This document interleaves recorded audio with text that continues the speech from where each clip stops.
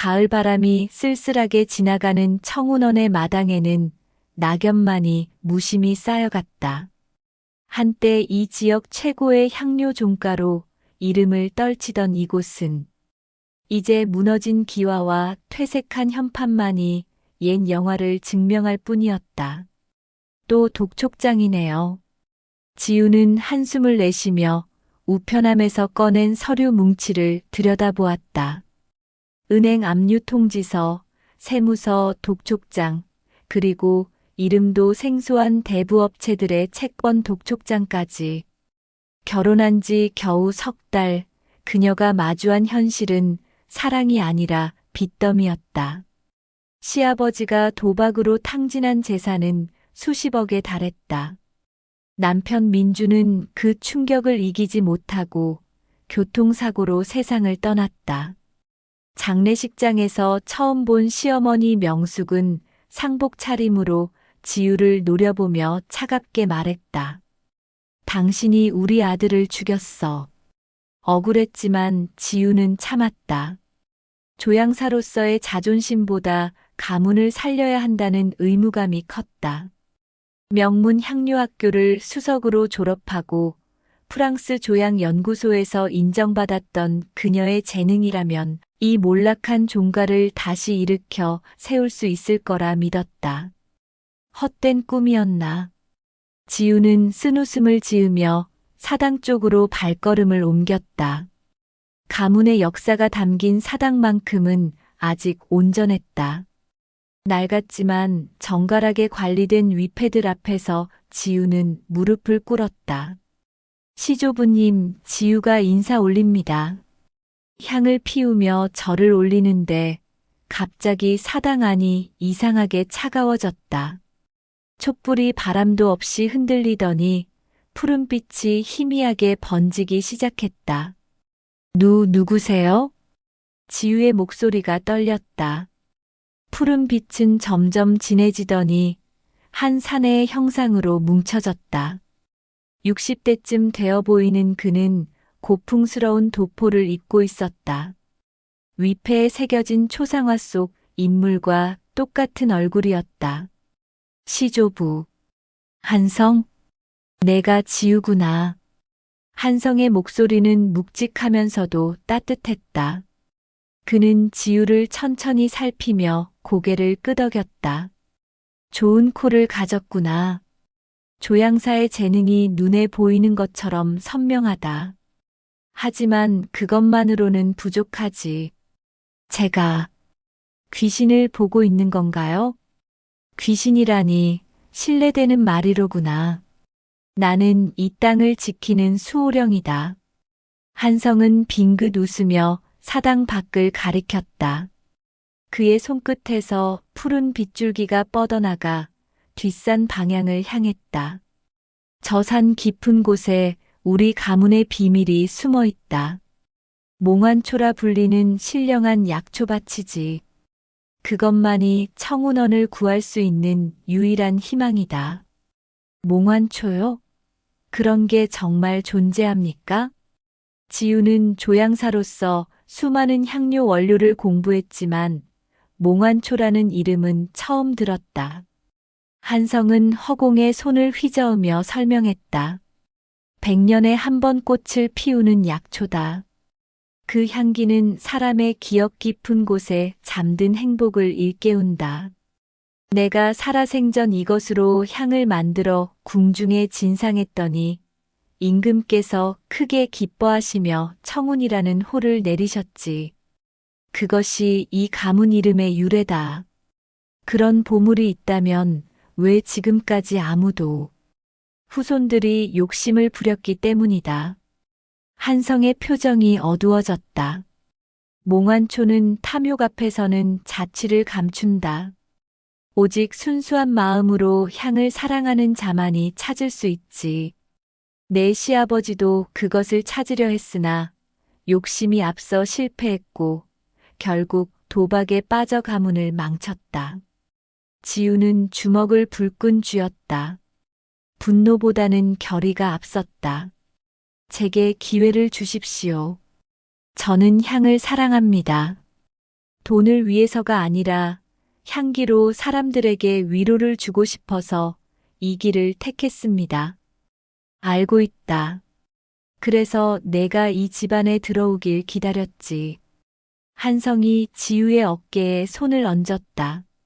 차가운 기운이 느껴졌지만 불편하지 않았다. 오히려 오랜 스승을 만난 것 같은 편안함이 밀려왔다. 내일 새벽 해가 뜨기 전에 저 푸른 빛을 따라가거라. 그러면 몽환초의 입구를 찾을 수 있을 것이다. 하지만 조심해라. 이미 탐욕스러운 자들이 이 땅을 노리고 있다. 누구 말씀이십니까? 곧 알게 될 것이다. 한성의 형체가 흐릿해지기 STARTDAT했다. 지우가 급히 손을 뻗었지만 푸른 빛은 이미 바람처럼 흩어지고 있었다. 시조부님, 명심하거라. 향은 속일 수 없다. 진심만이 진짜 향기를 만든다. 마지막 말을 남기고 한성은 완전히 사라졌다. 사당은 다시 고요해졌고 촛불만이 조용히 타오르고 있었다.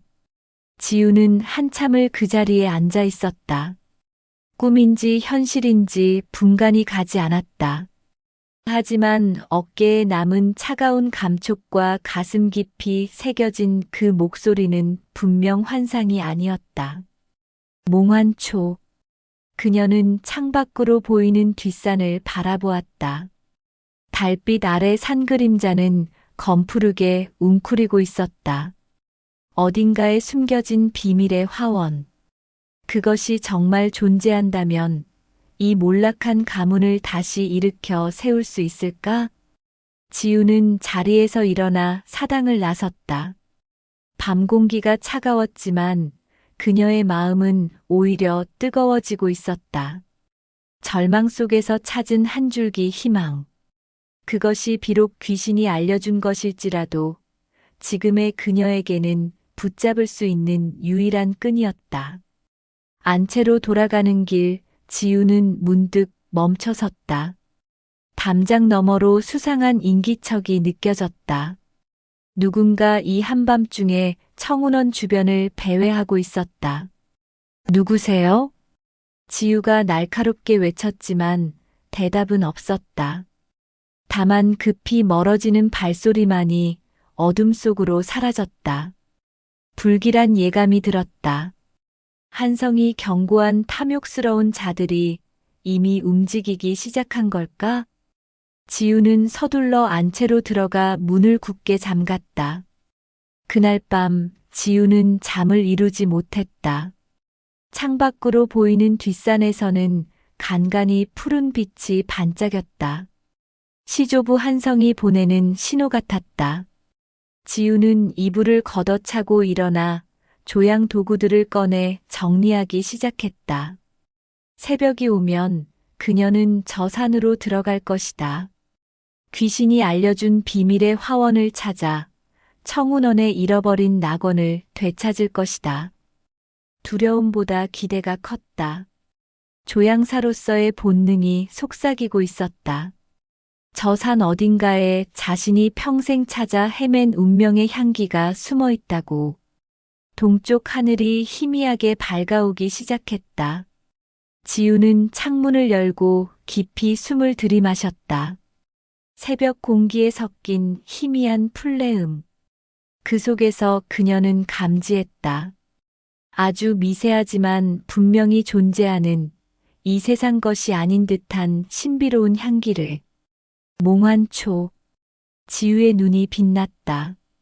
조향사의 직감이 확신으로 바뀌는 순간이었다. 이제 시작이다.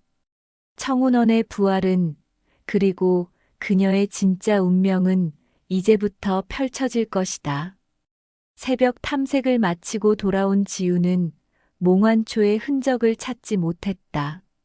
다만 뒷산 깊은 곳에서 이상하게 파헤쳐진 흙더미와 누군가 최근에 지나간 듯한 발자국만 발견했을 뿐이었다. 불길한 예감은 현실이 되어가고 있었다. 며느리, 손님이 오셨다. 시어머니 명숙의 차가운 목소리가 안채 마루에서 들려왔다. 지우가 서둘러 나가보니 마당에는 고급 세단 2대가 서 있었고 정장 차림의 중년 남자가 위압적인 자세로 서 있었다. 청운원의 새 주인을 뵙게 되어 영광입니다. 남자는 능글맞게 웃으며 명함을 내밀었다. 대한향료 회장 강태준이라는 금박 글씨가 번쩍였다.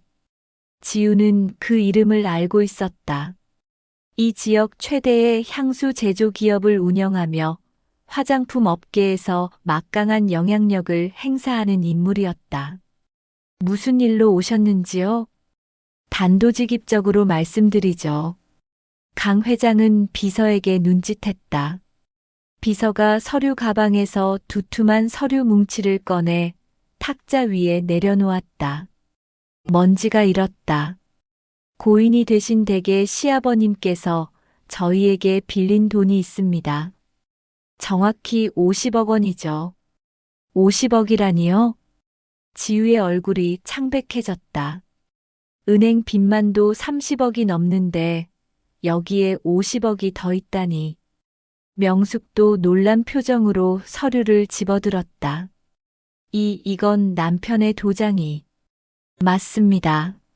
3년 전 댁의 시아버님께서는 사업 자금이 필요하다며 저희 회사에서 거액을 빌려가셨죠. 담보는 바로 이 청운원의 선산 전체입니다. 강 회장의 눈빛이 날카롭게 변했다. 상환 기일이 이미 1년이나 지났습니다. 원금과 이자를 합치면 현재 65억. 이 집안의 모든 재산을 합쳐도 턱없이 부족한 금액이죠. 지우는 서류를 꼼꼼히 살폈다. 계약서, 차용증, 담보 설정 문서까지 모든 것이 완벽해 보였다. 시아버지의 도장과 서명도 분명했다. 하지만 뭔가 석연치 않았다. 선산을 담보로 잡았다면 왜 지금까지 아무 말씀이 없으셨나요? 장례식 때도 상속 절차를 밟을 때도 한마디 없으셨는데. 부채는 슬픔이 가라앉을 때까지 기다려주는 게 인지상정 아니겠습니까? 강 회장은 위선적인 미소를 지었다. 하지만 이제는 더 이상 기다릴 수 없습니다. 저희도 사업체를 운영하는 입장에서 자금 회수가 필요하거든요. 그래서 어쩌자는 겁니까? 간단합니다. 선산을 저희에게 넘기십시오. 그러면 빚은 청산된 것으로 하겠습니다. 명숙이 벌떡 일어났다. 선산은 우리 가문의 뿌리입니다. 조상님들이 잠들어 계신 곳이라고요. 물론 알고 있습니다. 그래서 관리는 저희가 잘하겠습니다. 강 회장은 태블릿을 꺼내 조감도를 보여주었다. 화면에는 청운 힐스 컨트리 클럽이라는 거대한 골프장 설계도가 떠 있었다. 골프장이요? 지우의 목소리가 떨렸다. 명당 자리입니다. 풍수지리적으로도 최고의 땅이죠. 여기에 18홀 골프장을 만들면 지역 경제 발전에도 크게 기여할 겁니다. 조상님 묘를 파헤치고 골프장을 만들겠다고요? 물론 이장 비용은 저희가 부담하겠습니다. 아주 좋은 공업묘지로 모시겠습니다. 강 회장의 말투는 정중했지만 눈빛은 차갑고 탐욕스러웠다. 지우는 직감적으로 알았다. 이 사람의 목적은 단순한 골프장 사업이 아니라는 것을. 며칠만 시간을 주십시오. 법률 자문을 받아보고. 법률 자문이라니요? 강 회장이 코웃음을 쳤다. 변호사 비용은 어디서 마련하실 건가요? 이미 댁의 재정 상황은 제가 다 파악하고 있습니다. 은행 빚, 세금 체납, 심지어 대부업체 빚까지. 한 달 안에 해결하지 못하면 경매로 넘어갑니다. 명숙이 주저앉으며 흐느꼈다. 지우는 이를 악물었다. 이대로 무너질 수는 없었다. 한 달만 말씀드린 시간을 주십시오. 그 안에 돈을 마련해 보겠습니다. 무슨 수로요? 제가 조향사입니다. 향수를 만들어 팔겠습니다. 강 회장의 눈에 잠깐 당황스러운 빛이 스쳤다. 그는 재빨리 표정을 정리하며 말했다. 조향사라. 파리에서 공부하셨다던데 그 실력으로 한 달에 65억을 벌 수 있을 것 같으십니까? 해보지 않고는 모르는 일입니다. 지우의 단호한 태도에 강 회장은 잠시 말이 없었다. 그는 비서와 눈빛을 교환하더니 천천히 고개를 끄덕였다. 좋습니다. 그럼 한 달 드리죠. 하지만 한 달 후에도 돈을 마련하지 못하면 선사는 물론이고 이 본체까지 모두 저희 소유가 됩니다. 계약서에 사인해 주시죠. 잠깐만요. 그건 너무... 아니면 당장 법적 조치를 취하셔도 됩니다. 어느 쪽이 유리할지는 변호사님께 물어보시고요. 지우는 떨리는 손으로 펜을 들었다. 선택의 여지가 없었다. 사인을 하는 순간 강 회장의 입꼬리가 스르륵 올라갔다. 현명한 선택입니다. 그럼 한 달 후에 뵙죠. 강 회장 일행이 떠난 후 마당에는 무거운 침묵만 흘렀다. 명숙은 마루에 주저앉아 계속 눈물을 흘렸고 지우는 멍하니 서류를 바라보았다. 그때였다. 어디선가 찬 기운이 느껴지며 푸른 빛이 사당 쪽에서 번졌다. 시조부 한성이었다. 그의 얼굴에는 분노가 서려 있었다. 저자의 말을 믿지 마라. 그 차용증은 위조된 것이다. 위조요? 하지만 도장은 훔칠 수 있고 서명은 위조할 수 있다. 내 시아버지가 도박에 빠진 것은 사실이나 그자에게 돈을 빌린 적은 없다. 한성의 말에 지우의 눈빛이 변했다. 그럼 증명할 방법이... 저자의 진짜 목적은 돈이 아니다. 몽환초다. 몽환초요? 20년 전 저자의 아버지가 우리 선산에서 몰래 약초를 캐다가 내가 쫓아낸 적이 있다. 그때부터 강씨 집안은 몽환초의 존재를 알고 호시탐탐 기회를 노려왔지. 지우는 새벽에 본 파헤쳐진 흙더미를 떠올렸다. 그래서 골프장을 핑계로 선산 전체를 파헤쳐 몽환초를 독차지하려는 것이다. 이미 저자의 부하들이 밤마다 산을 뒤지고 있다. 서두르지 않으면 늦는다. 한성은 지우의 어깨를 움켜잡았다. 차가운 기운이 뼛속까지 파고들었다. 오늘 밤 자정에 다시 산으로 가거라. 내가 몽환초의 위치를 알려주마. 하지만 조심해라. 저자들은 이미 산에 독극물을 뿌리기 시작했다. 독극물이요? 몽환초를 죽여 가치를 떨어뜨린 뒤 헐값에 땅을 차지하려는 계략이다. 탐욕스러운 자들의 수법은 언제나 비열하지. 한성의 형체가 흐릿해지기 시작했다. 정화수를 준비해라. 그리고 절대 혼자 가지 마라. 산신령이 함께할 것이다. 푸른 빛이 사라지고 지우는 마당 한가운데 홀로 서 있었다. 머릿속이 복잡했다. 위조된 차용증, 몽환초를 노리는 강 회장, 그리고 밤마다 산을 헤집는 자들. 며느리. 명숙이 눈물을 닦으며 다가왔다. 미안하다. 내가 남편을 제대로 못 말려서 집안이 이 지경이 된 게 다 내 탓이다. 아니에요, 어머님. 지우는 시어머니의 손을 꼭 잡았다. 아직 끝난 게 아닙니다. 제가 반드시 가문을 지켜내겠습니다. 그날 밤 지우는 정화수를 떠놓고 기도를 올렸다. 창밖으로 보이는 뒷산에서는 수상한 불빛들이 이리저리 움직이고 있었다. 강 회장의 부하들이 분명했다. 자정이 되자 푸른 빛이 다시 나타났다. 지우는 조양 도구가 든 가방을 메고 조용히 집을 나섰다. 탐욕과의 전쟁이 시작되는 순간이었다. 자정의 뒷산은 낮과는 전혀 다른 세계였다. 달빛조차 나뭇가지에 가려 제대로 들지 않는 어둠 속에서 지우는 한성이 남긴 푸른 빛을 따라 걸었다. 발밑에서 바스락거리는 낙엽 소리가 유난히 크게 들렸다. 시조부님, 속삭이듯 부르자 앞서가던 푸른 빛이 멈춰섰다.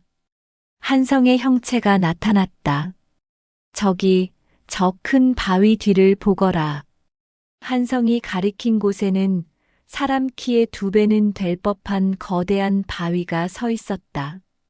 지우가 조심스럽게 다가가자 바위 뒤편에 사람 하나 겨우 지나갈 만한 틈이 보였다. 이 길을 따라가면 골짜기가 나온다. 거기에 몽환초가. 한성의 말이 채 끝나기도 전에 갑자기 땅이 흔들렸다. 지우가 비틀거리며 바위를 붙잡는 순간 엄청난 기운이 사방에서 밀려왔다. 감히 누가 이 산을 범하느냐? 천둥 같은 목소리가 울려 퍼졌다. 지우는 본능적으로 고개를 들었다. 그녀의 눈앞에 거대한 형체가 나타났다. 호랑이의 몸에 사람의 얼굴을 한 수백 년은 좋게 되어 보이는 산신령이었다. 터줏대 감님. 한성이 황급히 절을 올렸다. 이 아이는 우리 후손입니다. 산을 해칠 생각이 전혀. 닥치거라 한성. 터줏대감의 눈이 이글거렸다. 내 후손들이 무슨 짓을 저질렀는지 알고나 있느냐? 낮에 왔던 그 인간들이 계곡에 독을 뿌렸다.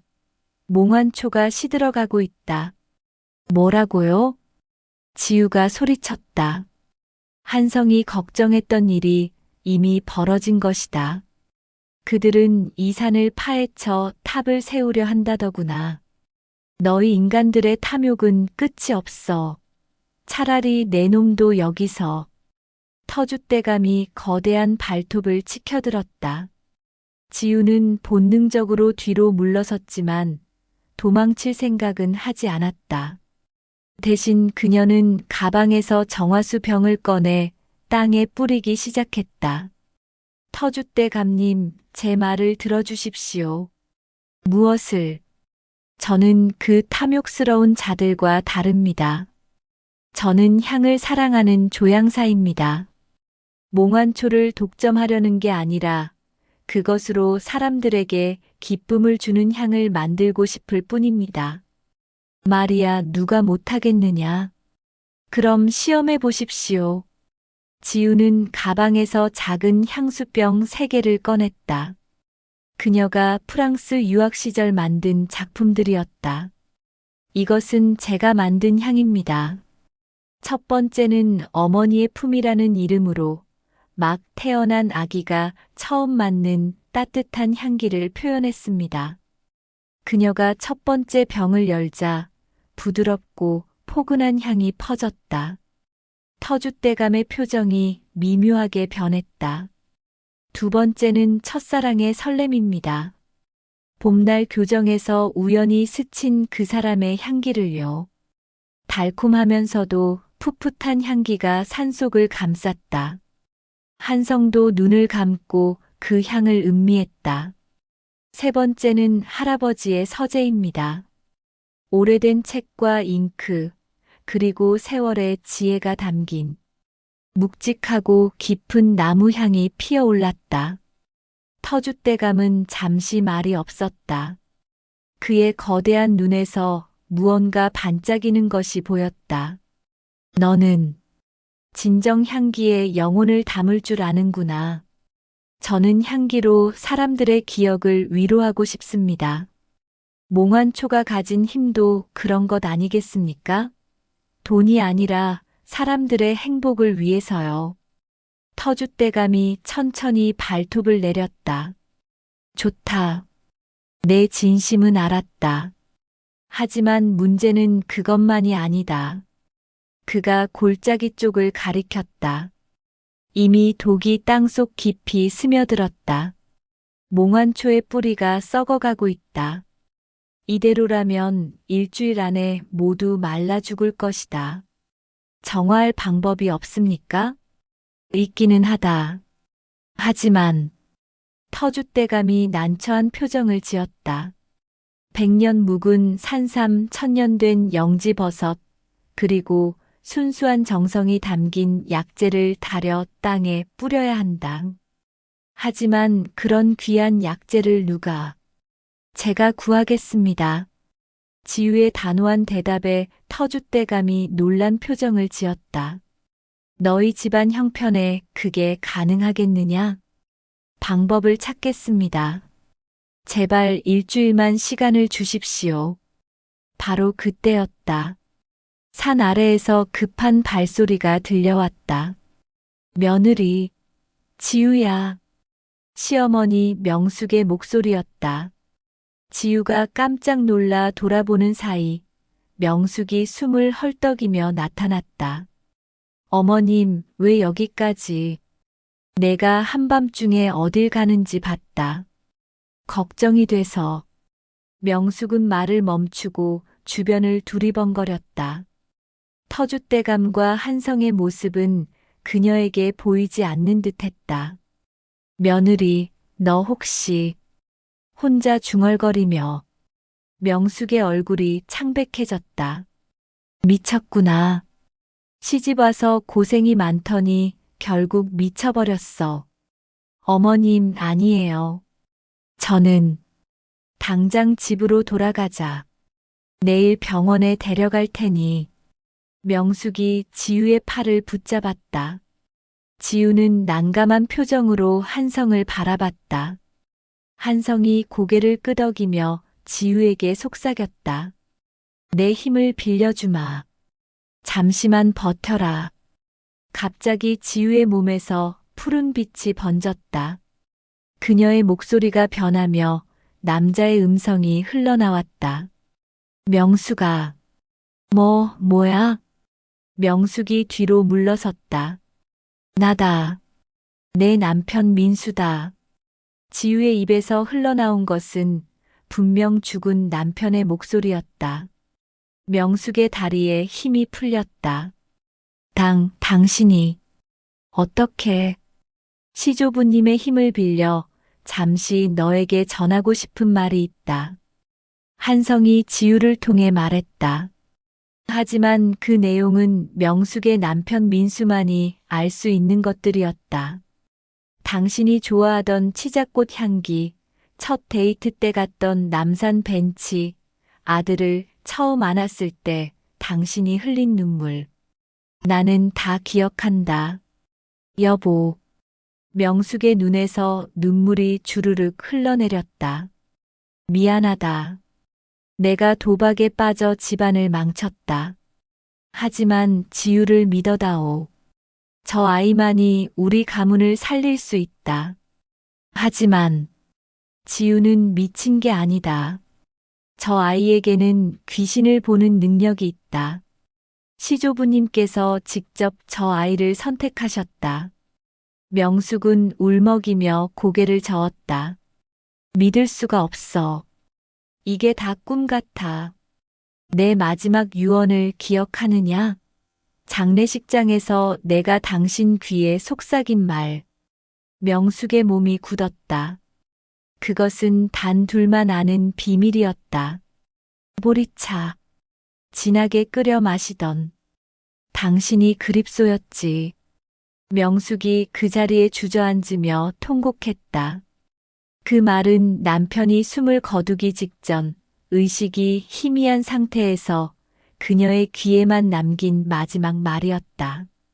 그 누구도 심지어 아들도 몰랐던 비밀이었다. 여보, 정말 당신이구나. 지우를 도와다오. 그리고 우리 손주를 잘 부탁한다. 푸른 빛이 사라지고 지우가 비틀거렸다. 명숙이 급히 며느리를 부축했다. 며느리. 아니, 지우야. 명숙의 목소리가 처음으로 따뜻해졌다. 미안했다. 내가 너를 오해했구나. 어머님, 이제 믿는다. 내가 우리 가문을 구할 거라는 걸. 내가 도울 수 있는 일이 있으면 뭐든 말해라. 지우는 명숙의 손을 꼭 잡았다. 처음으로 진정한 고부의 연대가 시작되는 순간이었다. 터줏대감이 흐뭇한 표정으로 두 사람을 바라보았다. 좋다. 너희의 정성을 믿겠다. 일주일의 시간을 주마. 하지만 그때까지 약재를 구하지 못하면 몽환초는 영원히 사라질 것이다. 지우와 명숙은 함께 고개를 숙였다. 귀신과 인간, 산신령과 며느리, 시어머니와 조향사. 모두가 하나의 목표를 향해 손을 잡는 순간이었다. 새벽 하늘이 밝아오기 시작했다. 두 여인은 서로를 부축하며 산을 내려왔다. 이제 진짜 싸움이 시작될 참이었다. 100년 묵은 산삼에 천년된 영지버섯이라. 명숙은 한숨을 내쉬며 장롱 깊숙한 곳을 뒤졌다. 시댁에 전해 내려오는 귀중품들을 하나씩 꺼냈다. 빛이 노리개, 금반지, 진주 목걸이.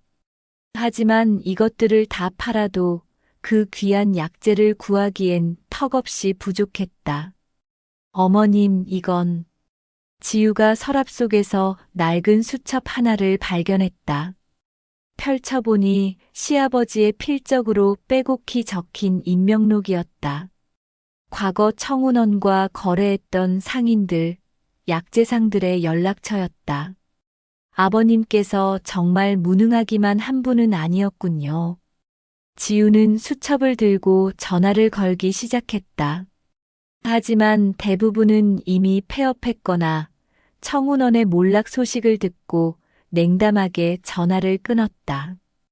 김 사장님, 저는 청운원이. 청운원? 거기 망한 집 아니요? 우리 거래처 명단에서 이미 삭제했소. 뚝. 전화가 끊어졌다. 지우는 좌절하지 않고 계속 전화를 걸었다. 20통째 전화를 걸었을 때 마침내 한 약재상 주인이 전화를 받았다. 청운원이라. 고 민수 씨 댁 맞소? 옛날에 향료 거래 좀 했었지. 네, 사장님. 혹시 100년 묵은 산삼이나 영지버섯을 있기야 하지. 근데 그게 보통 값이 아니오. 산삼 하나에 5천만 원, 영지버섯은 3천만 원. 둘 다 사려면 8천만 원이요. 지우의 얼굴이 창백해졌다. 지금 당장 구할 수 있는 돈이 아니었다. 사장님, 외상으로는. 허허, 외상? 요즘 세상에 외상을 주는 사람이 어디 있소. 더군다나 빚더미에 앉은 집안에. 전화가 또 끊어졌다. 지우는 무릎을 꿇고 주저앉았다. 명숙이 며느리의 어깨를 토닥였다. 포기하지 마라. 내가 친정 오빠한테. 바로 그때 대문을 두드리는 소리가 들렸다. 지우가 문을 열자 고급 양복을 입은 노신사가 서 있었다. 청운원이 맞습니까? 네, 그런데 누구시? 나는 세계적인 향수 컬렉터이자 투자가 제임스 리라고 하오. 한국의 전통 향료를 찾아 이곳저곳을 여행하다가 청운원 이야기를 들었소. 제임스 리는 온화한 미소를 지으며 명함을 건넸다. 영문으로 빼곡히 적힌 경력이 눈부셨다. 세계 3대 향수 회사의 고문, 여러 명품 브랜드의 자문위원, 그리고 향료 관련 자선재단의 이사장. 소문을 들으니 이곳에 특별한 향료가 있다던데. 지우의 가슴이 두근거렸다. 이 사람이 혹시 강 회장이 보낸 스파이는 아닐까? 하지만 노신사의 눈빛은 맑고 진실해 보였다. 들어오시죠.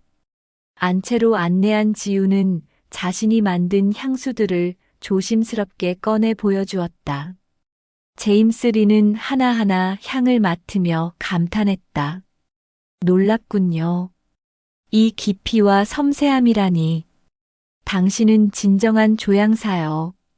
감사합니다만 사실 지금 저희 집안은 지우가 솔직하게 상황을 설명했다.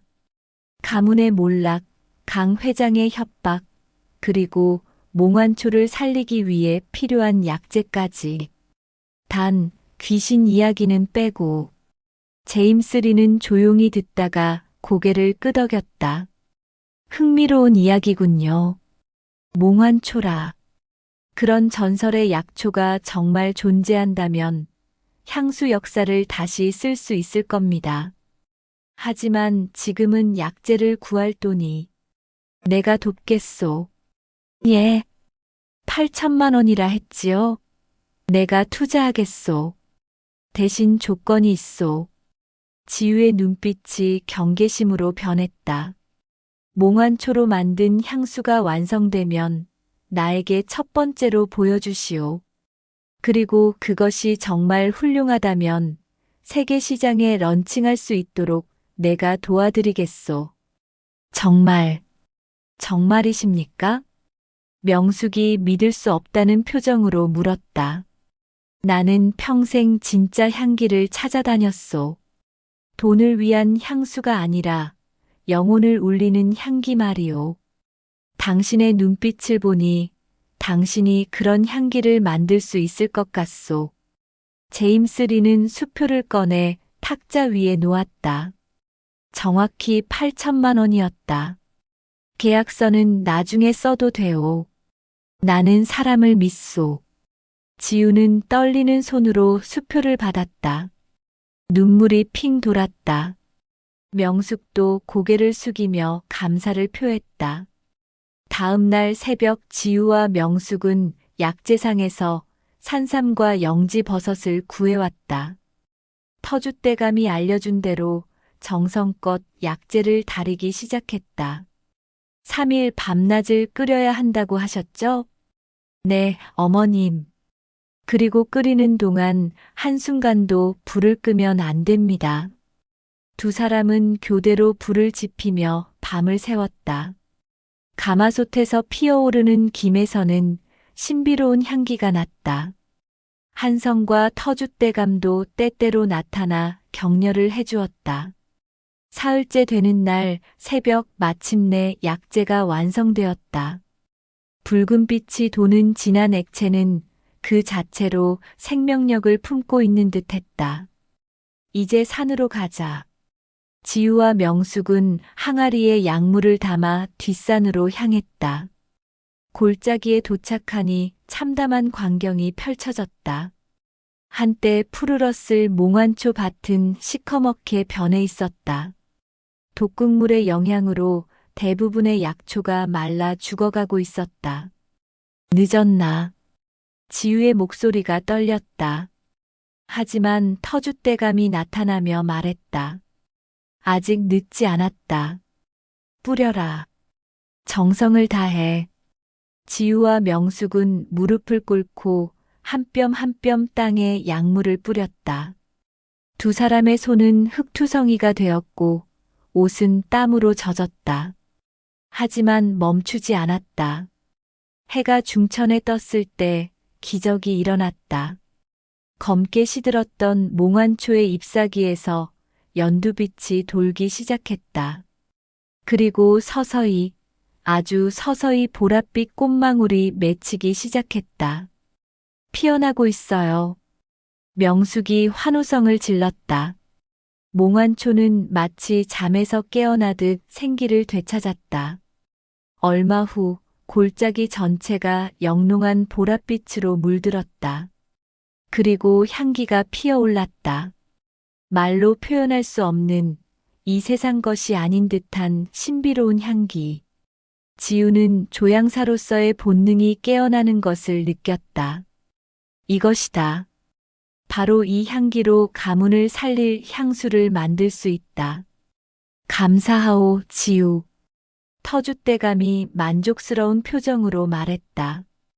이제 몽환초를 채취해도 좋다. 하지만 욕심내지 마라. 필요한 만큼만 가져가거라. 지우는 공손히 절을 올리고 조심스럽게 몽환초 꽃잎을 땄다.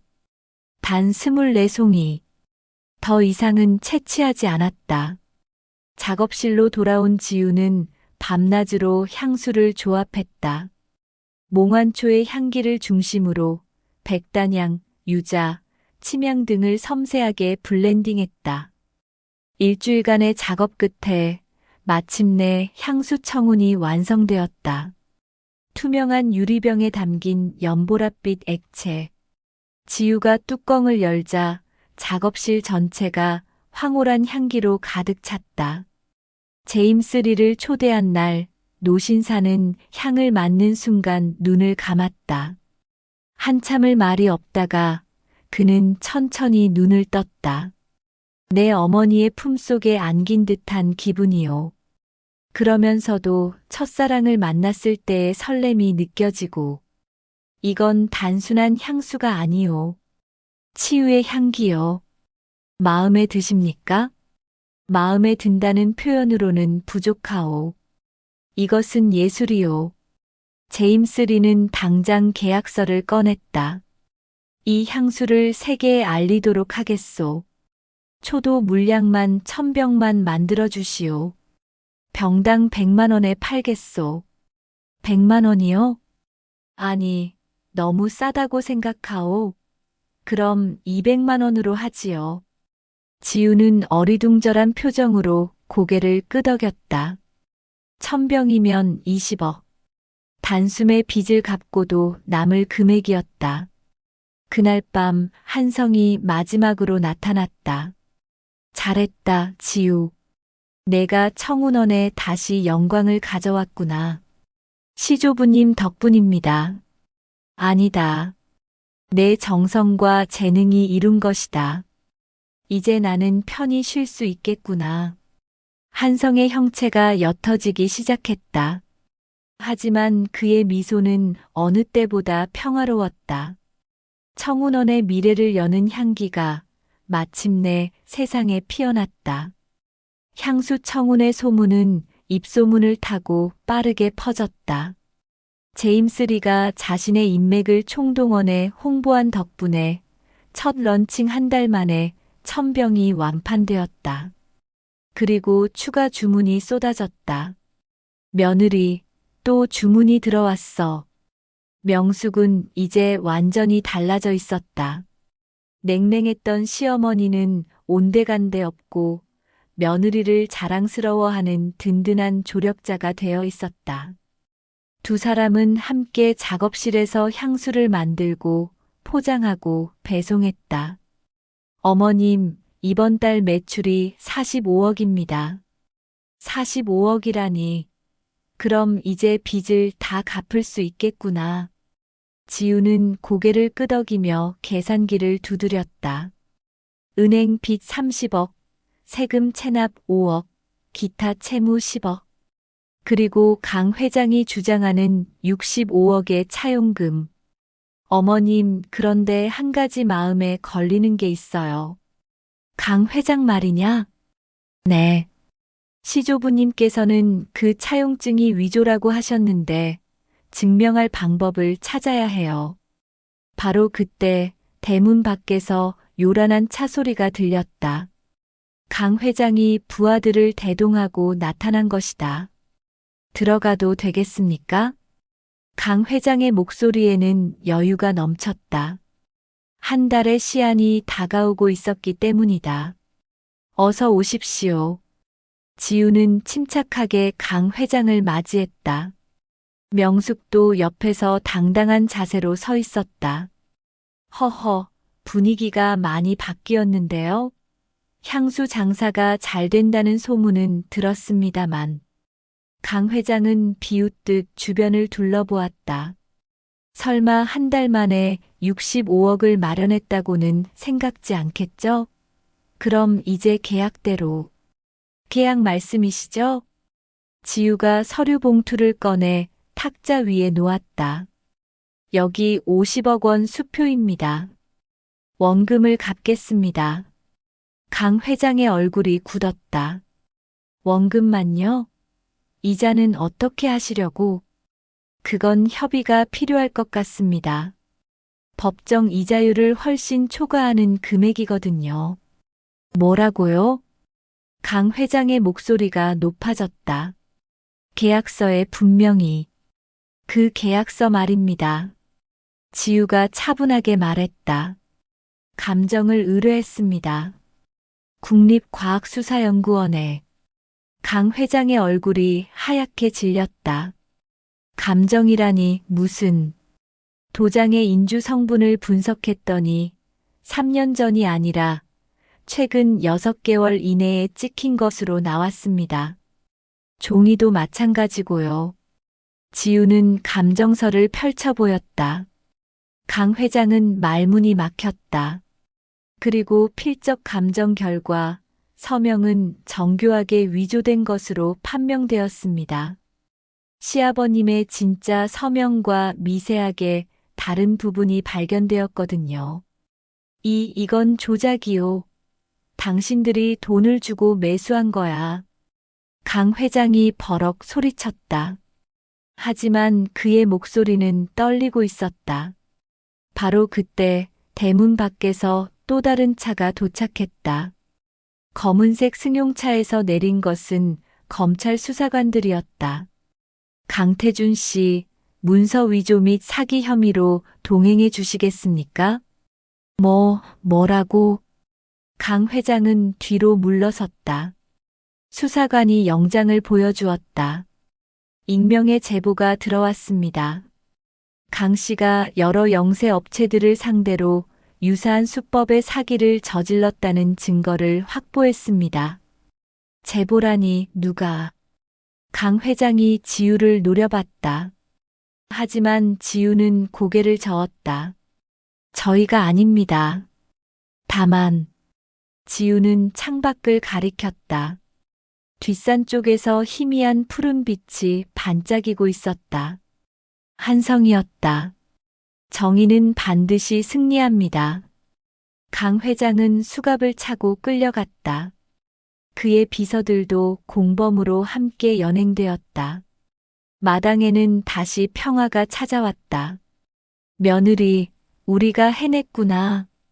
명숙이 지우를 껴안으며 눈물을 흘렸다. 지우도 감격에 겨워 시어머니를 꼭 안았다.